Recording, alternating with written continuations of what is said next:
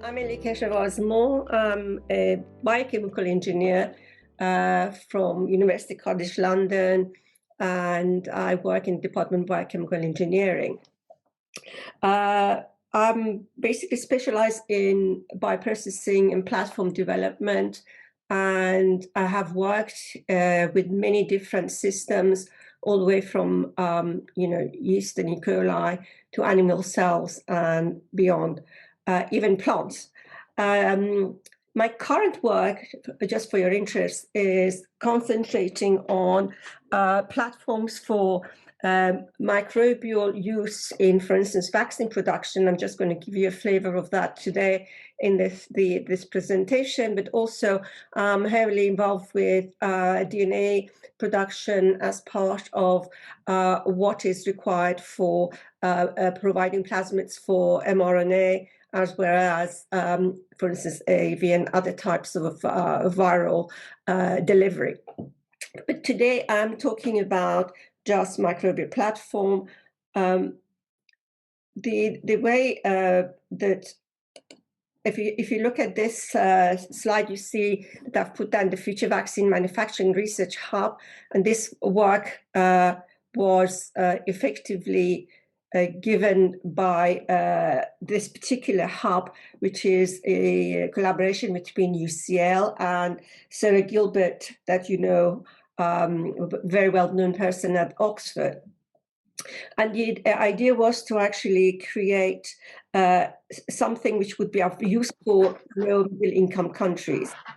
There are many challenges. We have to do innovative research for developing the technology, scaling it up, and being able to pass it on, doing a tech transfer for manufacturing.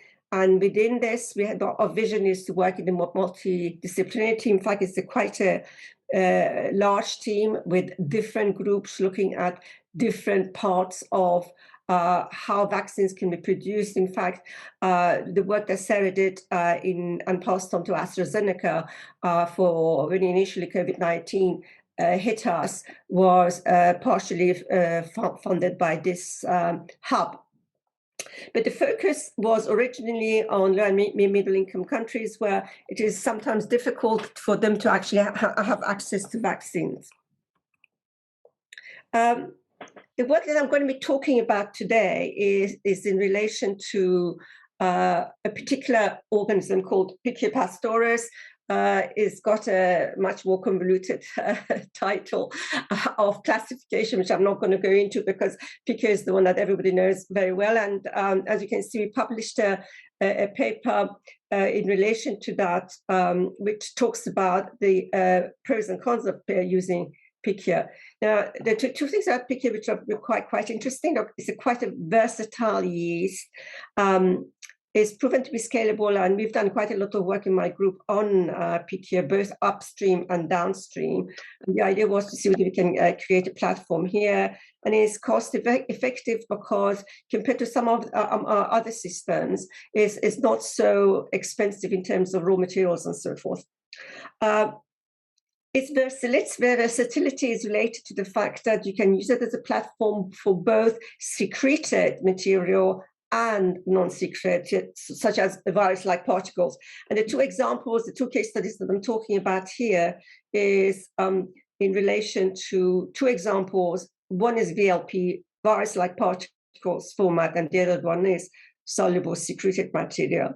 With the VLPs, it relates to dengue vaccine platform, and for the soluble secreted material, it relates to what we had to do on the COVID vaccine at the time. And of course, you can never do this sort of work by yourselves. We had, I have to acknowledge collaborators from National Institute of Biological Standards, Viranova, that I'm going to talk about a little bit later, Avited, who are a chromatography company, and also they're part of Repligen, in fact, and National Physical Laboratories. I think that one of the things that I miss, and I just would like to go back to remind everybody of, is that whilst my affiliation is to biochemical engineering, in fact, this work was done in collaboration with PT Biopharma in Indonesia, and I acknowledge Neni and Ashep, who who are collaborators in this work. And of course, all the work that I'm presenting is very much the work of Salome Desamalgesh, who's a senior researcher in my team. Going on to see what the problems are is that for instance, with dengue, the first one, it's at the moment there's no treatment for dengue as such. So vaccine becomes a very important thing to be able to actually create one. You can see it in Indonesia, we have a lot of deaths and many cases which are very debilitating. Now, there is a vaccine on the market, but one of the problems with the vaccine is that, well, I can't say it's a problem, but it's an issue, is that if you have been exposed to it, it doesn't necessarily help you with the other serotypes of the dengue vaccine, and this is something which needs to be addressed. Of course, when it comes to something like COVID, it goes without saying that when we were doing this piece of work, in fact, we added that to what we were originally doing with dengue because there was a sort of an immediate need to address whether it was feasible for it to be actually done in situ in the country, such as Indonesia. And there were, well, I don't need to actually go through the details of what you know already about the cases and the deaths and the percentage who were vaccinated. There are quite a few people vaccinated. At the time when we are producing this, the vaccination level in Indonesia was there, but not as high as you might imagine, because you might say that you have actually reached a point of saturation. But Indonesia, as you may be aware, is made of many little islands all over the place, and not the access to everybody has not been so easily possible. And therefore, there was a need for this to be developed.